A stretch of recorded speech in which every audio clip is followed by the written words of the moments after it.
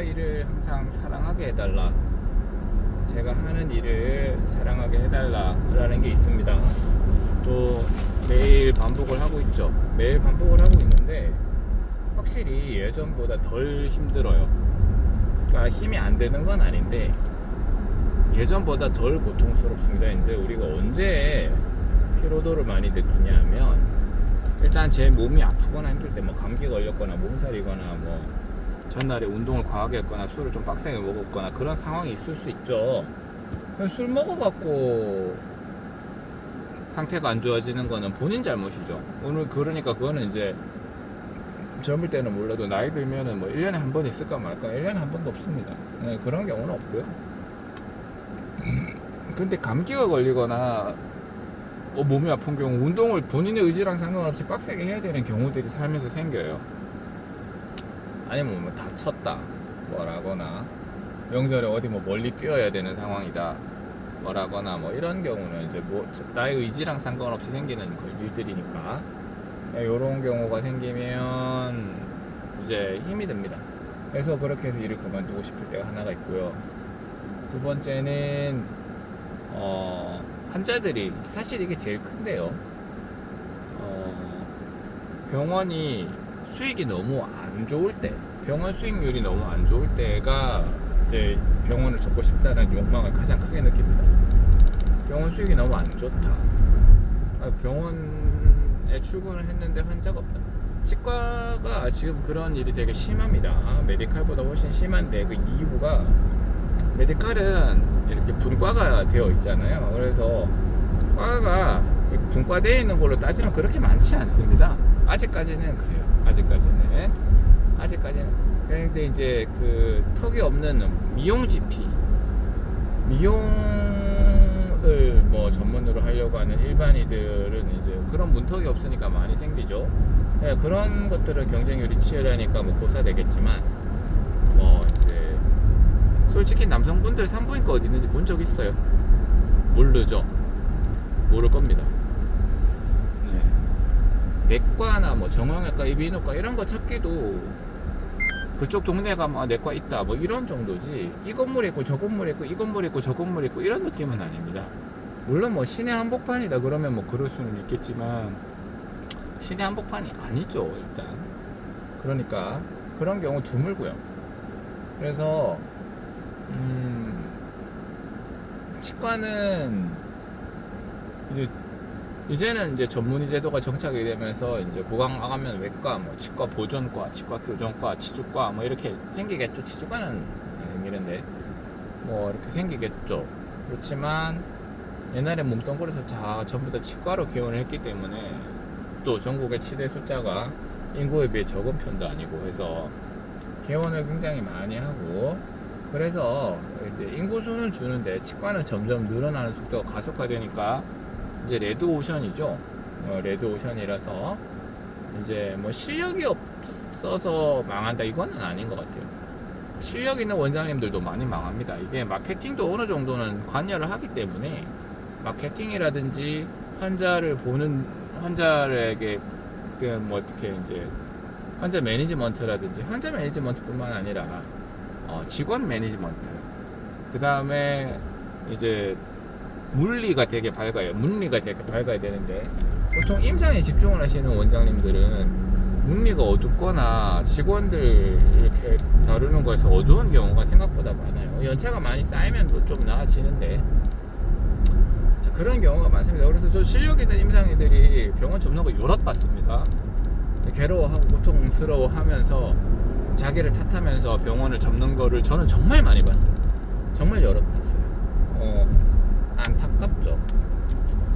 하여튼 그런 거 병원이 안 된다 이러면 이제 개원을 접고 싶어집니다. 왜냐하면 괴롭거든요. 병원에 출근해가지고 이게 환자가 없는 병원에서 직원들 맨날 월급만 나가고 앉아 있는 것도 괴롭고 생지옥이 따로 없습니다. 자, 그런 거. 그다음에 이제 진상 환자들이 있습니다. 그러니까 비상식적인 사람들이 비상식적인 요구를 하면서 사람을 자꾸 물고 괴롭히는 경우가 있습니다. 뭐 치과 의사들 중에 그런 사람이 없다고 말은 안 하겠지만 치과 의사랑 환자랑 싸우면 대부분은 환자들 잘못인 경우가 많습니다. 제가 무슨 식당에 가고 싸웠다 그러면 제 잘못인 경우가 많습니다. 왜 그런 거 하니? 식당은 맨날 정형화된 패턴대로 하는 것 뿐이에요. 문제가 안 생기는 패턴이 이미 정형화됐고, 그래서 그 식당에서 그렇게 일을 처리할 확률이 높습니다. 그런데 뭐 만약에 내가 마음에 안 들었다, 내가 마음에 안 들어서 식당 사장 나와 이래가지고 막 싸운다, 그러면 제 잘못일 확률이 높죠. 뭐 식당에서 뭐 만약에 한두 개 마음에 안 드는 게 있어도 이거 살다 보면 있을 수도 있죠. 그래서 일반적인 사람들은 에이 안 오고 말지 뭐 그러지 뭐 진짜 웬만한 상황 아니고서는 삿대질하고 누구 나와 그러고 그런 경우가 잘 없죠. 근데 맨날 문제를 일으키는 사람들이 문제를 일으켜요. 그럼 그 사람이 문제인 거예요. 그래 대체로. 근데 이제 모든 환자가 다 진상이라고 얘기하는 원장이 있다면 그 사람이 진상일 확률이 높죠. 내가 만나는 모든 환자가 다 진상이다, 그러면 그 원장이 진상일 확률이 높죠. 그 원장 네가 이상한 거다 그거는. 어쩌다가 막 10명 봤는데 한 명이 좀 이상한 것 같다, 그러면 그 환자가 문제일 수 있지만 10명 봤는데 이거 8명이 이상하다, 그럼 네 문제다 그거는. 그런 치과 원장이 없다고 말할 수는 없지만 많지 않습니다. 우리가 보면 이렇게 그런 경우는 흔치 않아요. 많지 않아요. 그렇다. 그리고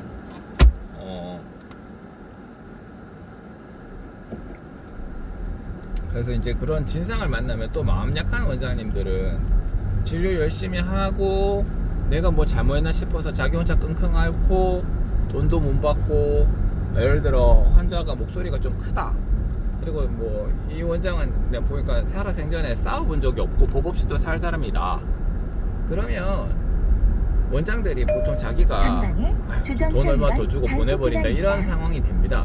근데 이제 병원 경영이 안 되는 데다가 그런 진상이 와갖고 돈까지 나가게 되면 정말로 이제 병원을 개원을 접고 싶어지는 거죠. 그렇습니다. 그래서 치과 일을 사랑하게 해달라고 하는 기도를 하는 이유가 이러한 리스크 팩터들을 다 이렇게 좀 극복을 하고 싶기 때문이에요. 저는 치과 일을 오래 하고 싶기 때문에, 오래 해야 된다고 생각하기 때문이에요. 솔직히 오래 하고 싶지는 않습니다. 오래 하고 싶지는 않은데, 보세요. 제가 뭐 예를 들어 뛰어난 치과 의사다, 누군가가 어떤 사람 A가 뛰어난 의사다, 뛰어난 외과 의사다, 그러면 그 A라고 하는 의사는 그냥 탄생했을까요? 아니죠. 수많은 환자들의 눈물 속에서 탄생한 거예요. 의사라는 직업이 내가 처음부터 다 잘하는 게 아니고 사람들한테 이런 실수도 하고 저런 실수도 합니다. 뭐 그걸 일부러 하는 건 아니지만 그런 실수가 없지는 않아요. 실수로 예를 들어 사람을 죽였다, 원래 이 사람이 했으면 살릴 수 있는 수술이었는데 이 사람이 해서 죽였다, 예를 들어 A 의사가 했으면 살았는데 B 의사가 했어. 근데 A도 B도 둘 다 나쁜 사람이 아니야. 전부 다 다만 B가 좀 덜 숙련됐거나 덜 스킬풀한 사람이다, 예를 들어. 그러면 B한테 도의적인 책임을 묻기가 좀 그렇죠. 뭐 도의적으로 잘못한 거 없으니까 지도 열심히 하려고 했는데 안 됐어, 그런 경우니까요. 그래서 누구나 그렇습니다. 그래서 훌륭한 의사는 다른 사람들의 눈물 속에서 태어납니다. 훌륭한 미용사는요? 훌륭한 미용사도 안 그렇겠어요? 머리를 깎는데 이렇게 한번 깎아볼까 해도 이랬는데 망했어. 그러면 고객이 이제 화가 날 수도 있죠. 사람 머리를. 근데 그 사람이 죽고 사는 문제는 아니잖아요. 시간이 지나면 리페어 되지만 뭐 하여튼 뭐 그런 뭐 예를 들어 망했다. 그래서 어떤 전문직이라고 하는 거는 다 누군가의 눈물 속에서 태어납니다. 뭐 변호사라고 안 그렇겠습니까? 누군가의 눈물 속에서 태어나는 거예요. 법도 그렇죠. 아동보호법이라고 하는 건 아동의 피를 먹고 자란다고, 우리가 모든 아동을 보호할 수 있는 법을 머릿속으로 생각해내서 만들 수가 없죠. 그래서 어떤 사람이, 어떤 아동이 이런 식으로 괴롭힘을 당했다, 뭐 예를 들어 그렇게 해서 죽었다, 그러면 부랴부랴 그거에 대응하는 아동보호법을 만드는 거예요. 그래서 아동보호법은 아동의 피를 먹고 자란다고, 의사도 그렇습니다. 사람의 피를 먹고 자랍니다. 사람의 피를 먹고 사람의 아픔과 사람의 눈물을 먹고 자라는 게 의사예요. 그러니까 유능한 한 명의 의사가 되기까지는 자기 혼자만의 노력이 있었던 게 아니라, 그래서 의사라고 하는 직종은 자기가 이제 나 손 털고 떠날래, 나 돈 좀 벌었잖아, 손 털고 떠날래, 이렇게 해서는 안 된다고 저는 생각을 합니다. 저는 그래서는 안 된다고 생각을 하고, 뭐 자유주의 사회니까 뭐 내가 돈 벌려고 해서 했지 뭐 그럼 할 말은 없는데, 그렇지만 의사는 내가 어느 정도 수준에 올랐다 그러면 이 의술을 계속적으로 행함으로 인해서 사람들에게 더 많은 어떤 건강을 제공을 해야 되고, 거기다가 자기도 돈을 잘 벌고, 그러면 그런 대가로 자기도 돈을 잘 벌고, 그렇게 해서 돈 잘 버는 건 아무런 문제가 없죠. 좋은 거죠. 그래서 그 의사가, 그래서 돈 잘 번 그 의사가 이런 뭐 예를 들어 뭐 삼성에 투자했다 그럼 삼성이 커지는 거고요. 그럼 뭐 SK 하이닉스 투자했다 그럼 SK 하이닉스 커지는 거고요.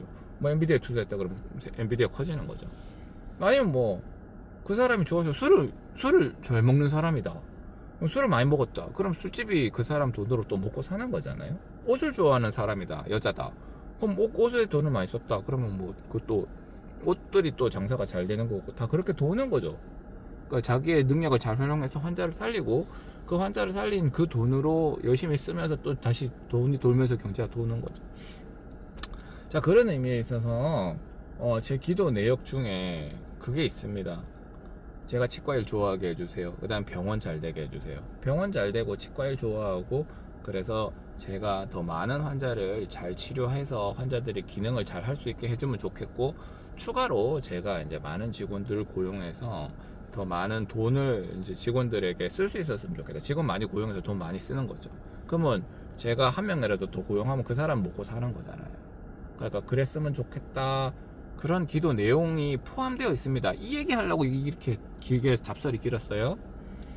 그래서 이 기도를 이제 매일 합니다. 매일 하고, 제가 이제 맨날 출근하면서 기도를 하고, 기도한 거를 영상으로 저장해서 제 개인 유튜브에 올립니다. 올려서 제가 그거 볼 때도 있고 안 볼 때도 있지만, 그러면서 기도 1, 기도 2, 기도 3, 기도 4, 기도 5, 기도 6, 기도 7, 기도 8 뭐 이래서 넘버링을 합니다. 내가 며칠째 연속으로 기도를 하고 있구나 뭐 이런 거.